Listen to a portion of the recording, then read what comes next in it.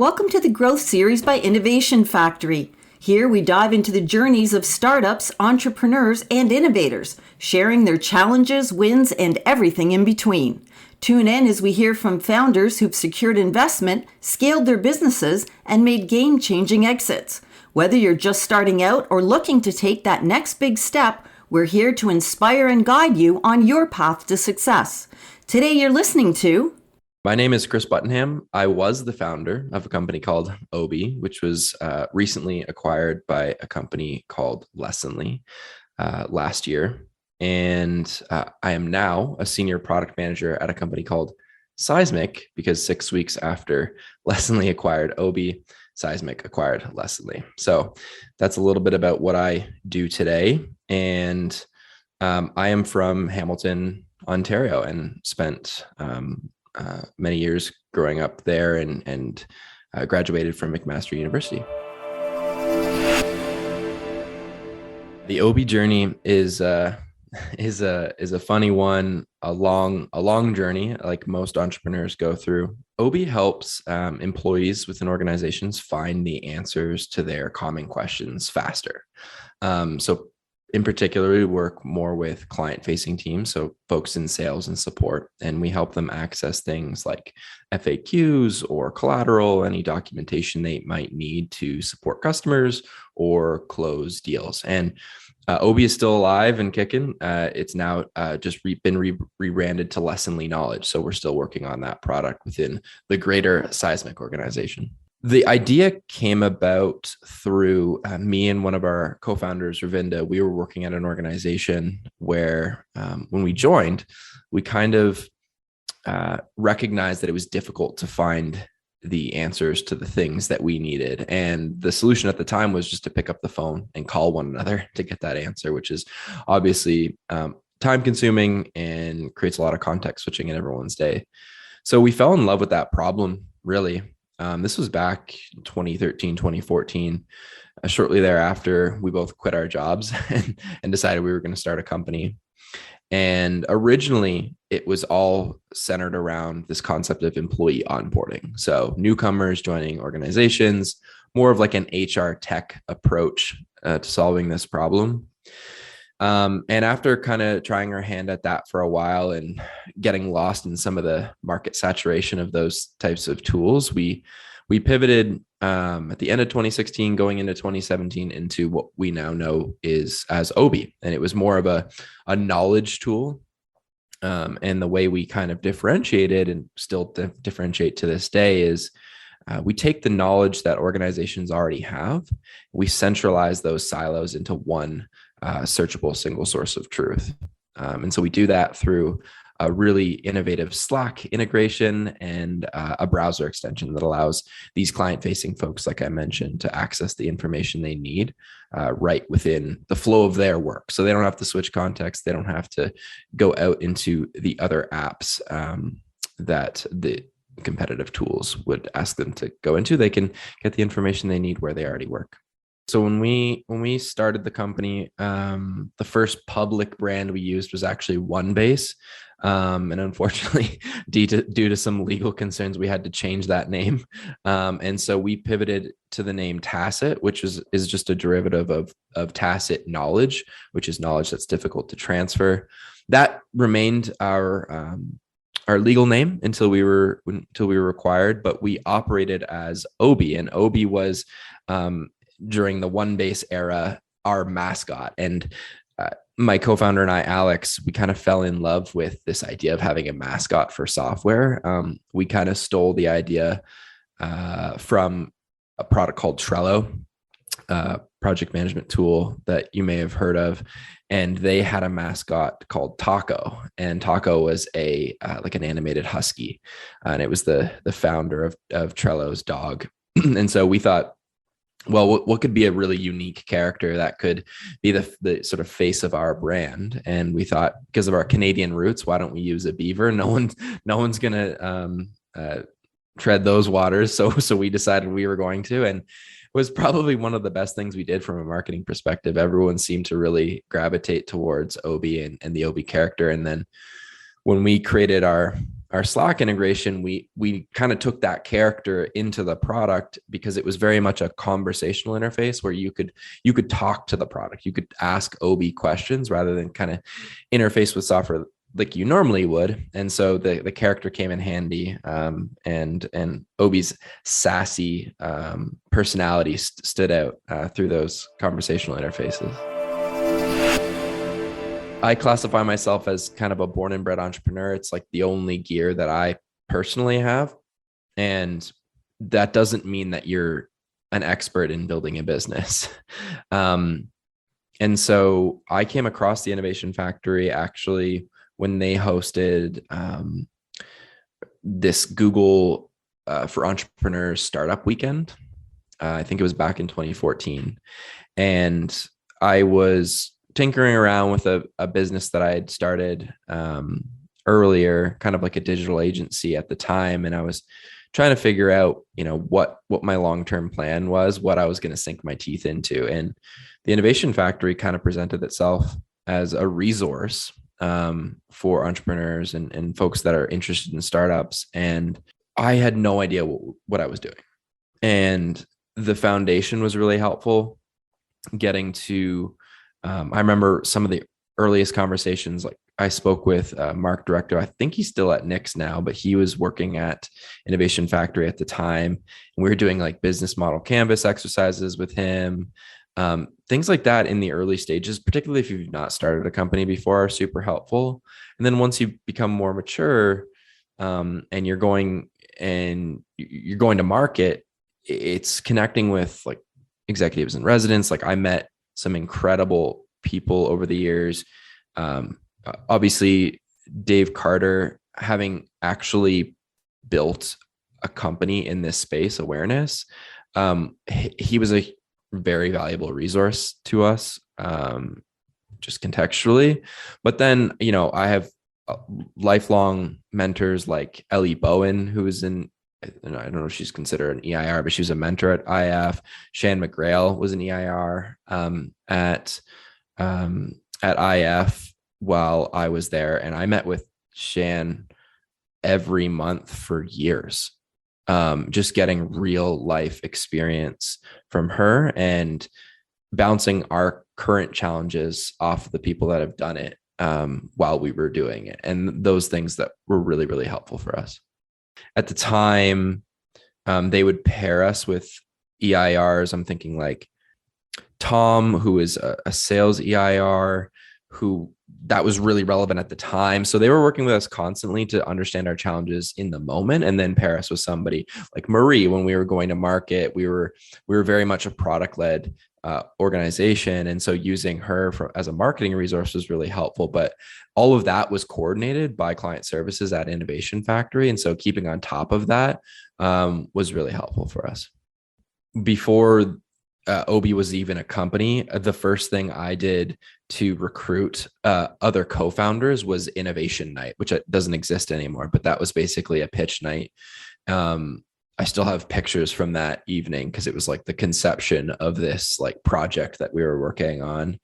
And we did Elevate. That was really good. The pitches and the competitions were really good because that's stuff that you can take into not only the current venture, but any other venture in just life. Like those things are really good skills to have.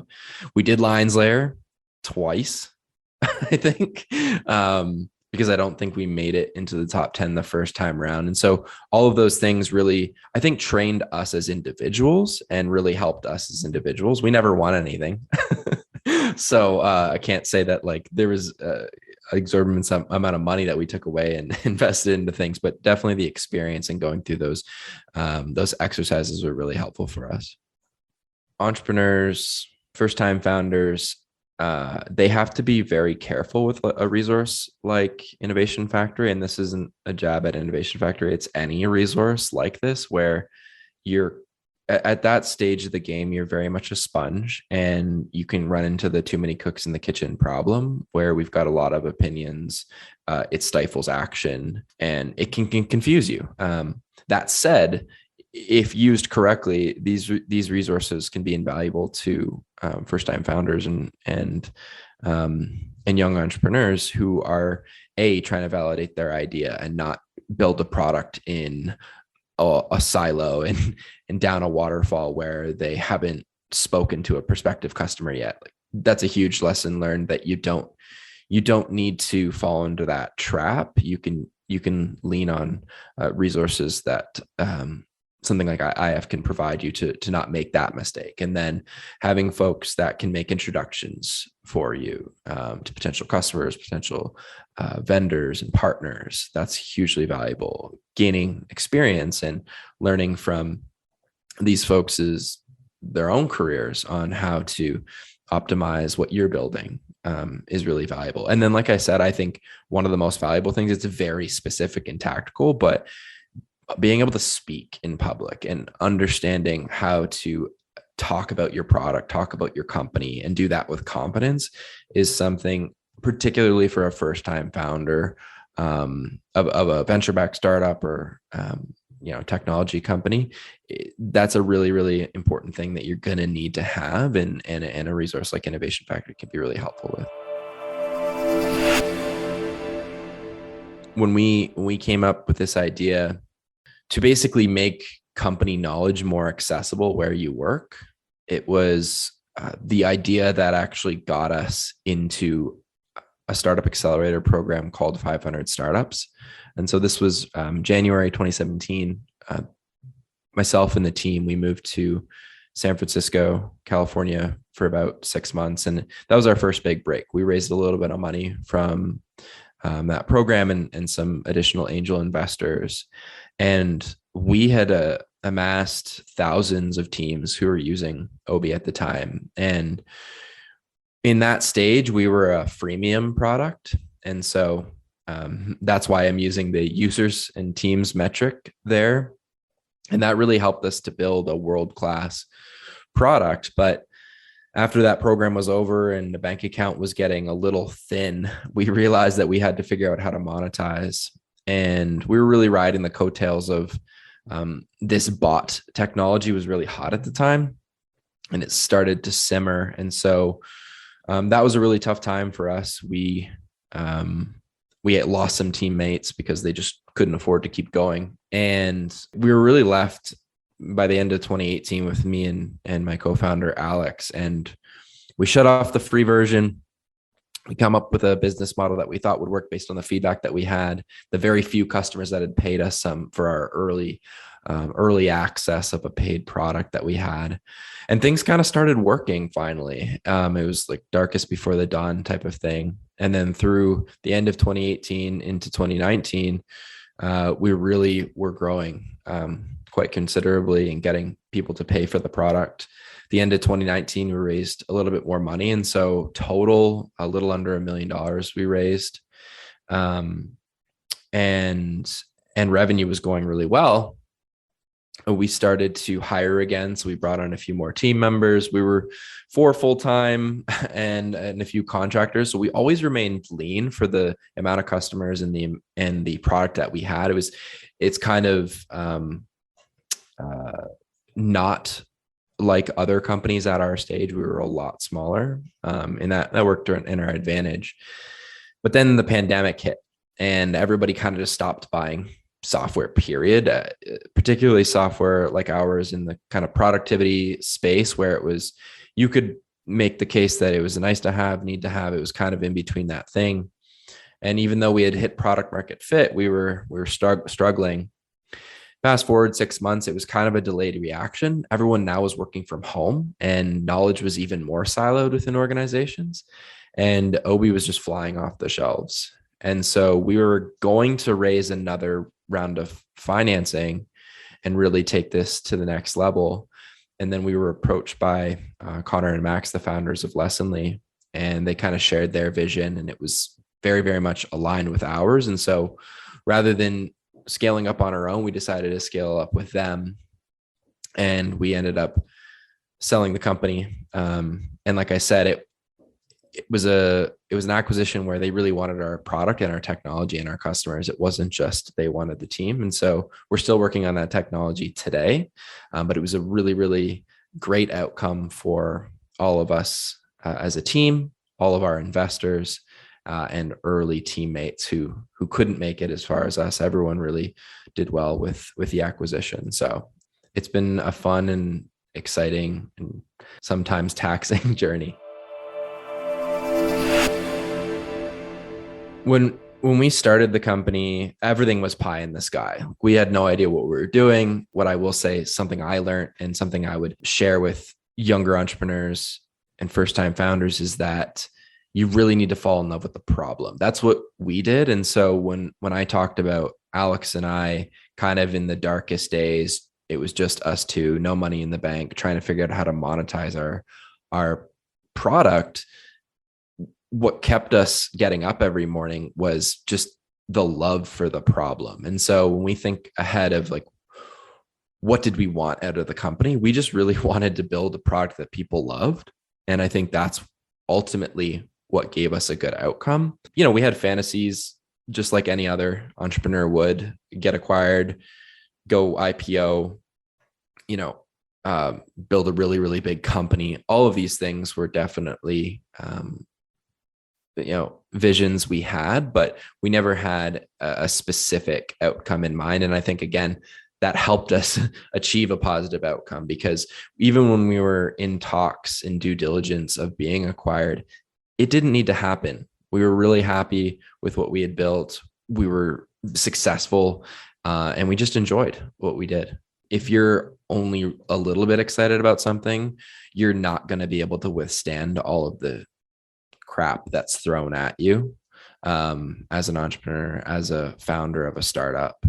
And so it's really, really falling in love with the thing that you're working on. And it's the problem. It's not the product or the technology, because that's going to change.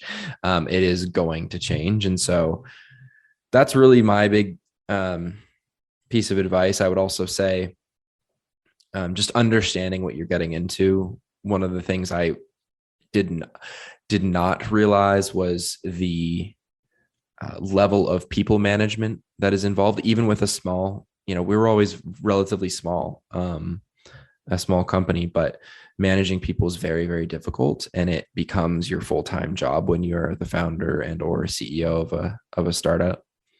And that isn't something for everyone. And so I would say you want to look around and try and recruit people to your team. Hopefully have a founder or two that complements your strengths and weaknesses. And so you really have a diverse background in each of the founders that can bring something different to the table, because that's what I was very fortunate. That's what we had. There were 3 founders, and particularly Alex and I just complement each other really well. He built the product, I sold the product, and our kind of personalities were indicative of those roles. And so that's something that I would really press home.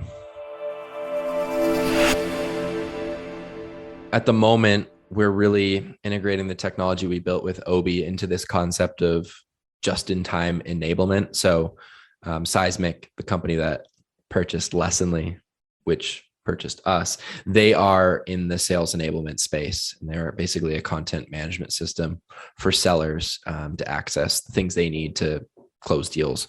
And so we're bringing our technology in as a differentiator, something that they don't have in their current stack, to help sellers find things they need faster, create confidence in the collateral and the answers that they're delivering to prospects and customers. And so we're following that journey down and really helping the organization to integrate our technology.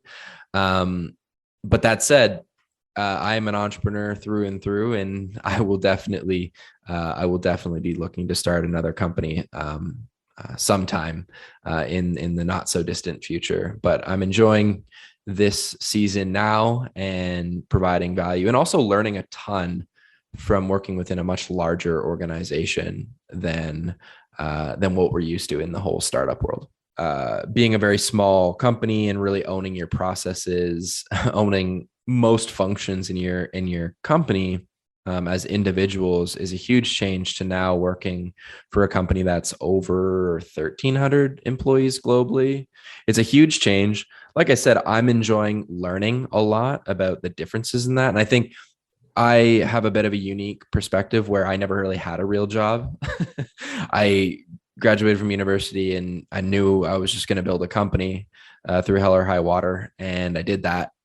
And so I'm now gainfully employed by way of acquisition, not by way of, submitting my resume. And so a lot of people will work for a company before they start their own company, and they get that perspective, which gives them some of the acumen to do those things. But I'm seeing it in the reverse, and it's really eye-opening. And I recommend anyone who's looking to start a company to maybe see that through the lens of another organization first, if you're not already doing that.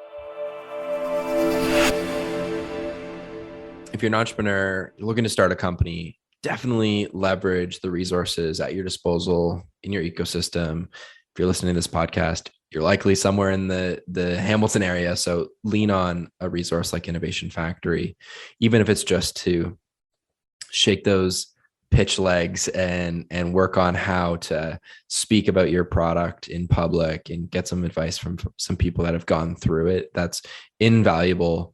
And I would just say, to that point, perhaps counter to that point, is if I had like a PSA that I give in anything that I share, it's entrepreneurship is not for everybody. And while there are really great resources like Innovation Factory for entrepreneurs and people building businesses, it's okay to not build a business.